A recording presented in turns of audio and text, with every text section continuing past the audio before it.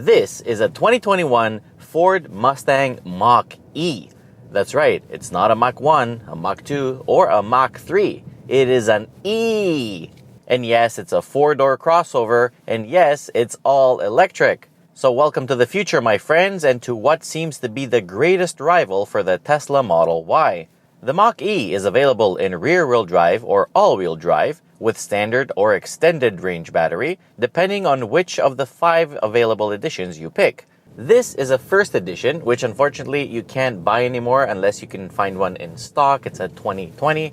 It has an 88 kilowatt-hour battery. That is with the buffer, so if the battery is normally 98.8 kilowatt hours, the standard range model has an available 68.8 kilowatt hours. 0 to 100 kilometers an hour comes in 5.6 seconds as tested with our Dragy, and the total power is 346 horsepower and 428 pound-feet of torque. If you get the rear-wheel drive model with the extended battery pack, you get 290 horsepower.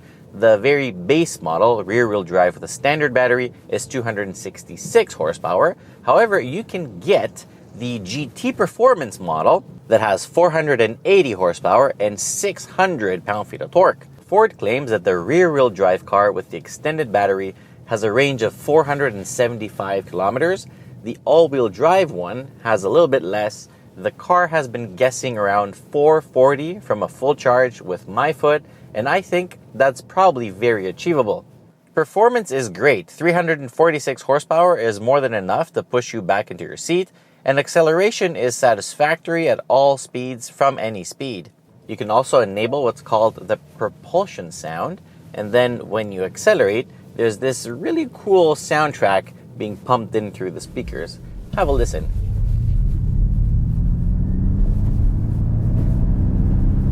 I like it.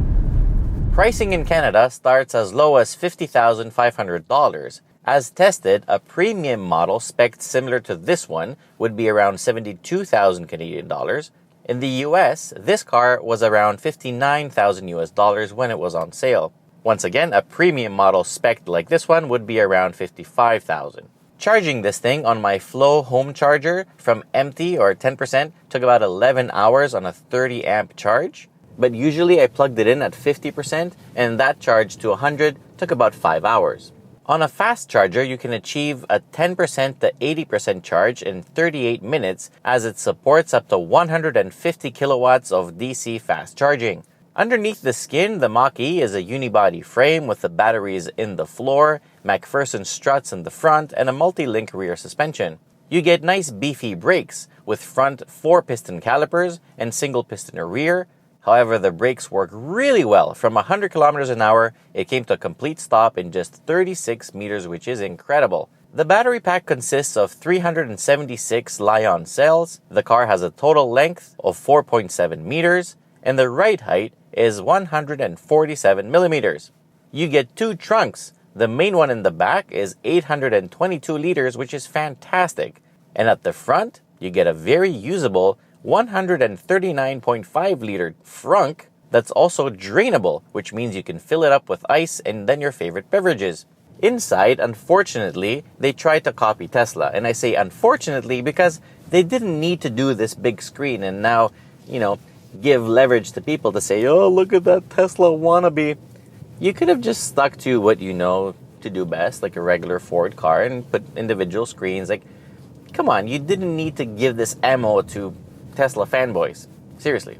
In contrast to the Tesla, this one does have a smaller display right in front of the driver, which I really like. It is minimalistic, but that's a good thing. I see exactly what I need to know. I can see my range, my remaining battery level, my speed, my driving assistance stuff, my ground speed, and my one-pedal driving being enabled. Depending on the driving mode, you also get some graphics that hint what driving mode you're in, and also the interior light, the color changes.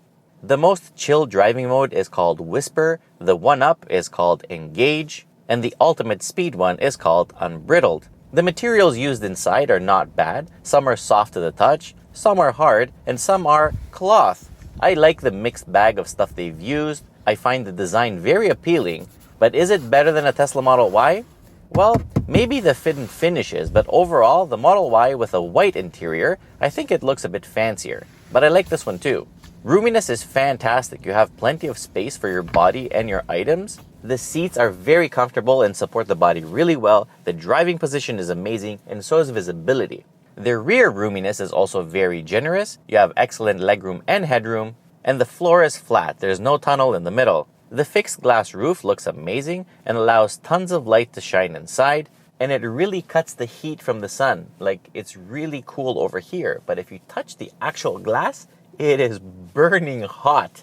In terms of tech, you get a very intuitive and good infotainment system. It's quite easy to learn and use, especially on the go. I love the volume dial on the bottom, and it does support wireless Apple CarPlay and Android Auto, something that Tesla doesn't do, at least yet. It won't summon you or drive for you or have cameras all over the place and all that Tesla stuff, but you know what? It has all the basic driving assistance stuff, so it'll keep its lane. It has blind spot monitors, all the collision mitigation stuff. I mean, in terms of what you really need for assistance, it's all here. If I need to complain about something, I'll say that it should have had a rear view mirror camera kind of thing, and the rear seats are not heated. And now it's time to talk about the one thing that I'm not really sure of with this Mustang Mach-E, and it has to do with the suspension. In terms of comfort, it's not bad. It soaks up the majority of potholes, no problem. However, while you're going over some of these bumps, see right there? There's some weird oscillation that happens front to back. More specifically, it feels like the springs are too hard for the car and the damping is too weak because the car kind of bounces back and forth until it's able to settle. Initially, I thought that, okay, maybe the seat support is not too good, but I've noticed that especially at higher speeds, like highway speeds, there is this movement which is really weird. It doesn't affect the handling in any way, but it's just, it gives you an uneasy feeling. Like, why is this happening? Like, what happened with the suspension tuning? And this is like weird. I've never felt this in the car before. Handling-wise, it's very fun.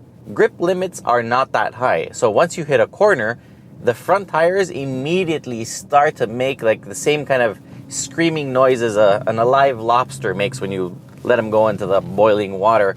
It's just very loud, like it screams. So cops might not hear you speeding because there's no engine and no exhaust, but they will hear your tires. So remember that.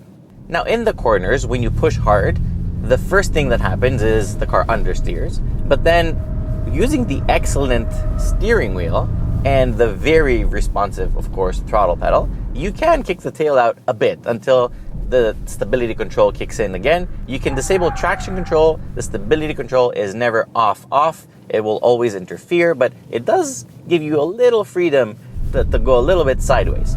I think the front tires are too skinny. Grip limits are not high. I understand that this car needs to have efficient tires, so rolling resistance is low, so you have the range. I understand it's not a sports car, yes. However, I do feel, especially because it's carrying the little stallion over here and it calls itself a Mustang, it should have gripped a little bit more. Not much more, maybe 10-20% more. Because as it is right now, it's a little bit, it's fun because you can, mess around and slide and whatever, but it should have had something more, as I shall demonstrate. I'm just chilling. Here's a turn, okay? Like, I'm gonna turn and hear that noise? That's way too much noise for this car. Way too much noise. I mean, they should have tuned this to be able to grip more and squeal less. Seriously. To summarize comfort and handling overall, this thing is very good for like a GT long distance cruiser, but if you buy this as a sports kind of thing, you're probably going to be disappointed. It's plenty fast, practical, super good looking. It is a pretty complete package if you ask me. It also comes with this Ford Pass software to assist you with public charging. However, if you have your own Flow home charger, all is good. You're not going to need any of that. My average consumption has been around 18 kilowatts per 100 kilometers. So based on the 88 kilowatt hour battery, it means I could do a maximum of about 488 kilometers, but minus the 10% buffer, since you cannot or should not use that, 440 kilometers that the car is predicting is probably bang on. The real question here is, how does this compare to the Tesla Model Y? Because that is like the daddy of the segment right now. So if you want to find out, stay tuned, because in the next episode, we will be doing exactly that. We will be driving the Tesla Model Y long range with the white interior, and we will exactly find out which one of these two electric crossovers is the one to go for. So that's all for now with the Mustang Mach-E first edition. If you like this video, please remember to subscribe, share it with your friends. Stay tuned for the next video with the Tesla Model Y. But most importantly, till next time, be well. Perfect.